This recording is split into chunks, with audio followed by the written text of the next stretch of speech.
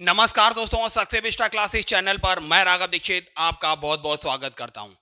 हमने दोस्तों इससे पहले साइंस का पहला प्रैक्टिस सेट कवर किया हुआ है। अगर आपने नहीं देखा है तो डिस्क्रिप्शन बॉक्स में लिंक है, वहां देख लीजिए। अब आइए दोस्तों, आज की इस वीडियो में हम साइंस का अगला प्रैक्टिस सेट देखते हैं। दोस्तों, हम प्रैक्टिस सेट के माध्यम से आपका पूरा सिलेबस कवर करेंगे। आपका एक भी क्वेश्चन, अगर आप इस जीके जीएस की श्रृंखला देख रहे हैं तो इस जीके जीएस की श्रृंखला से बाहर नहीं जाएगा। अगर दोस्तों आप पहली बार चैनल पर विजिट कर रहे हैं तो प्लीज चैनल को अभी सब्सक्राइब कर लीजिए और बेल आइकन को भी प्रेस कर लीजिए, जिससे आगामी वीडियो के नोटिफिकेशन आप तक आसानी से पहुंचते रहें। तो आइए दोस्तों, बिना टाइम वेस्ट किए स्टार्ट करते हैं आज का प्रैक्टिस सेट। आइए दोस्तों, पहला क्वेश्चन देखते हैं। पहला क्वेश्चन है, जब कोई वस्तु वृत्ताकार मार्ग पर चलती है तो उस पर केंद्र की ओर लगने वाले बल को क्या कहते हैं? दोस्तों, जब भी कोई वस्तु वृत्ताकार मार्ग पर गतिमान होती है तो उस पर केंद्र की ओर एक बल लगता है। इस बल को ही कहते हैं अविकेंद्रीय बल। जो बल लगता है इसे कहते हैं, सी ऑप्शन करेक्ट हो जाएगा, अविकेंद्रीय बल कहते हैं। इसका मान दोस्तों किसके बराबर होता है? वस्तु के द्रव्यमान गुणा जितनी वेलोसिटी से वह गतिमान है उसका स्क्वायर अपॉन ये जो रेडियस है इसको अपॉन आर हो जाएगा। तो याद रखिए, ये अविकेंद्रीय बल का मान होता है जो वस्तु गतिमान है उसका द्रव्यमान गुणा जिस वेग से वह गतिमान है उसका स्क्वायर अपॉन ये रेडियस आर। तो ये इसका फॉर्मूला होता है। अगला प्रश्न देखते हैं दोस्तों। अगला प्रश्न है, अपकेंद्रीय बल की दिशा किसके विपरीत होती है? दोस्तों याद रखिए, जब भी कोई वस्तु वृत्ताकार पथ पर गतिमान होती है तो उसके केंद्र की ओर अविकेंद्रीय बल लगता है, लेकिन वह वस्तु जो संतुलन की अवस्था में इस वृत्ताकार पथ पर गतिमान रहती है वह इस वजह से रहती है क्योंकि इसके विपरीत एक बल कार्य करता है। तो इसका नाम होता है अपकेंद्रीय बल। तो यही पूछा गया, अपकेंद्रीय बल की दिशा किसके विपरीत होती है? तो इस अविकेंद्रीय बल के विपरीत होती है। इसका सी ऑप्शन बिल्कुल करेक्ट हो जाएगा। इसको भी याद रखना है आपको। अगला प्रश्न देखते हैं दोस्तों। कपड़े सुखाने की मशीन किस सिद्धांत पर कार्य करती है? यही दोस्तों अभी आपको हमने बताया, अपकेंद्रीय बल के सिद्धांत पर कार्य करती है। सी ऑप्शन बिल्कुल करेक्ट हो जाएगा। रेल की घुमावदार पटरियां किस कारण झुकी हुई बनाई जाती हैं? आपने दोस्तों देखा होगा, जो रेल की पटरियां होती हैं वह झुकावदार होती हैं। तो याद रखिए, ये इस वजह से होती हैं क्योंकि उनको पर्याप्त अपकेंद्रीय बल मिल सके, अर्थात अपकेंद्रीय बल प्रदान करने के लिए रेल की पटरियों को घुमावदार झुकी हुई बनाया जाता है। याद रखिए। अगला प्रश्न है, कार्य का मात्रक क्या होता है? दोस्तों कार्य का मात्रक जूल होता है। याद रखिए। वॉट किसका मात्रक है? शक्ति का मात्रक जो होता है उसे कहते हैं वॉट। और न्यूटन किसका मात्रक है? बल का मात्रक होता है न्यूटन। और दोस्तों न्यूटन मीटर जो होता है ये किसका मात्रक होता है? बल आघूर्ण का मात्रक होता है। बल आघूर्ण बराबर क्या होता है? इसे टाउ से डिनोट करते हैं। टाउ बराबर हो जाएगा फोर्स इंटू आर, डिस्टेंस जो होती है।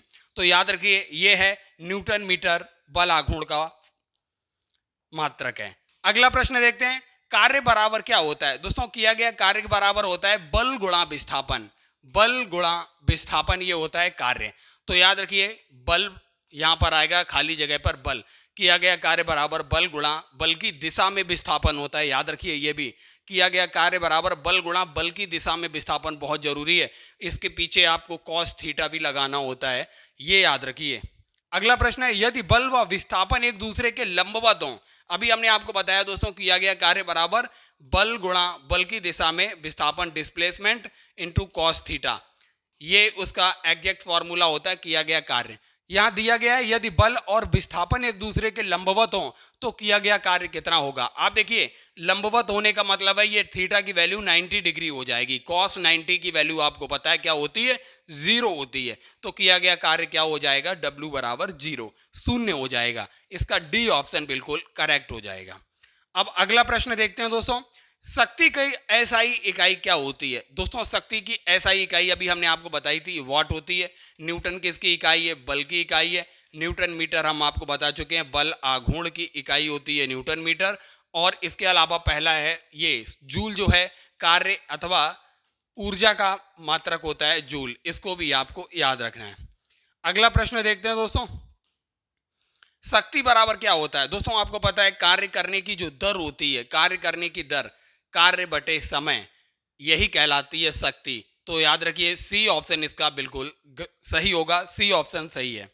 अगला प्रश्न है, 1 वॉट बराबर क्या होता है? दोस्तों अगर आप देख रहे होंगे अभी हमने आपको बताया था शक्ति बराबर क्या होता है? शक्ति बराबर होता है कार्य बटे समय, कार्य बटे समय। तो 1 वॉट शक्ति की जगह अगर 1 वॉट रखेंगे बराबर 1 जूल, कार्य का मात्रक जूल प्रति समय अर्थात सेकंड। तो क्या हो जाएगा? 1 वॉट बराबर 1 जूल प्रति सेकंड हो जाएगा। इसकी वैल्यू भी 1 आएगी, 1 जूल प्रति सेकंड। याद रखिए वॉट बराबर जूल प्रति सेकंड भी होता है, इसलिए इसका डी ऑप्शन बिल्कुल करेक्ट होगा। अब आइए दोस्तों देखते हैं अगला प्रश्न। अगला प्रश्न है दोस्तों, 1 किलोवाट घंटा कितने जूल के बराबर होगा? अब दोस्तों देखिए 1 किलोवाट में कितने वाट हो जाएंगे? 10 की पावर 3। अब घंटे को आप अगर सेकंड में चेंज करेंगे तो 60 इंटू 60 हो जाएगा। तो ये क्या हो जाएगा? 3600 गुणा 10 टू दी पावर 3। आप इसे अगर पॉइंट में लिखेंगे 3.6 इंटू 10 की पावर 6, ये हो जाएगा इतने जूल के बराबर होता है। याद रखिए इतने जूल के बराबर हो जाएगा, 3.6 इंटू 10 की पावर 6। इसका बी ऑप्शन बिल्कुल करेक्ट हो जाएगा। अगला प्रश्न देखते हैं दोस्तों, एक अश्व शक्ति हॉर्स पावर किसके बराबर होता है? 746 वॉट के बराबर होता है। याद रखिए इसका बी ऑप्शन बिल्कुल करेक्ट हो जाएगा। अब देखते हैं दोस्तों अगला प्रश्न, ऊर्जा किस प्रकार की राशि होती है? दोस्तों याद रखिए ऊर्जा जो है एक अदिश राशि है। अदिश राशि हमने कल आपको बताया था, अदिश राशियां वे होती हैं जिसमें परिमाण तो होता है लेकिन दिशा नहीं होती है, और सदिश राशियां वे राशियां होती हैं जिसमें परिमाण के साथ साथ दिशा भी होती है। जैसे बल होता है, त्वरण होता है, आप देखेंगे वेग होता है, विस्थापन होता है। ये सारी क्या है? ये सारी की सारी सदिश राशियां हैं। इनको भी रिवीजन करते जाइए।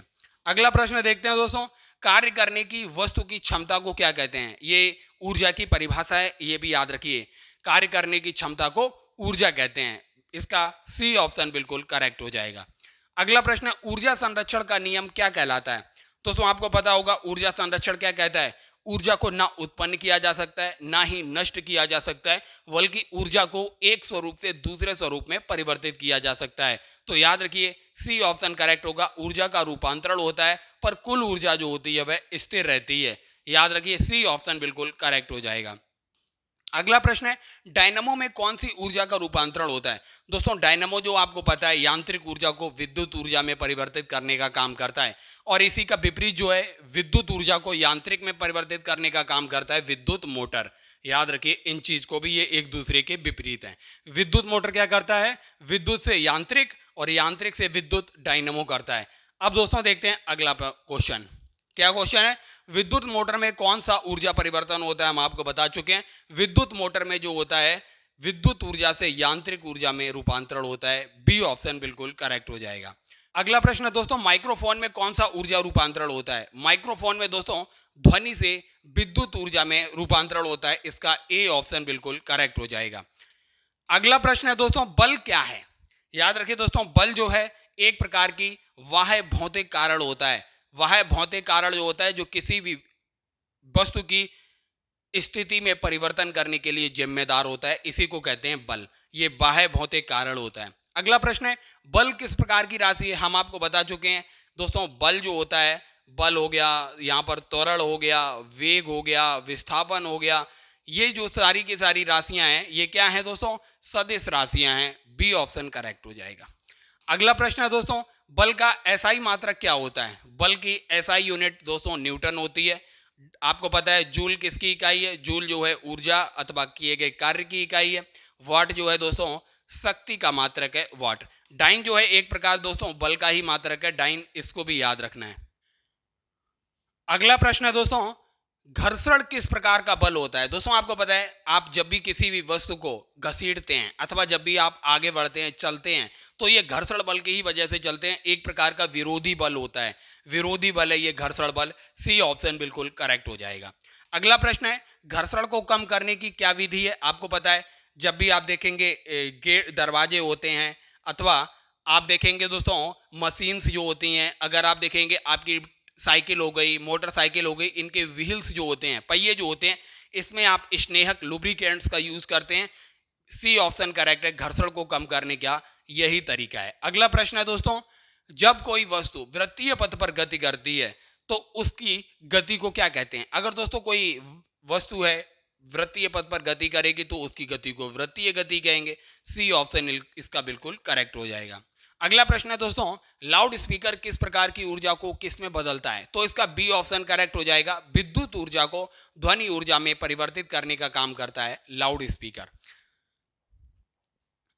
अगला प्रश्न देखते हैं दोस्तों, सोलर सेल में कौन सा ऊर्जा परिवर्तन होता है? सोलर सेल दोस्तों क्या करता है, जो सौर ऊर्जा को लेता है और उसको विद्युत ऊर्जा में परिवर्तित कर देता है। सी ऑप्शन इसका बिल्कुल करेक्ट हो जाएगा। सौर ऊर्जा को विद्युत ऊर्जा में परिवर्तित करता है। विद्युत बल्ब में किस प्रकार का रूपांतरण होता है? विद्युत बल्ब दोस्तों किससे जलता है? बिजली से जलता है। तो विद्युत से वह प्रकाश में और ऊष्मा को उत्पन्न करता है। बी ऑप्शन इसका बिल्कुल करेक्ट हो जाएगा।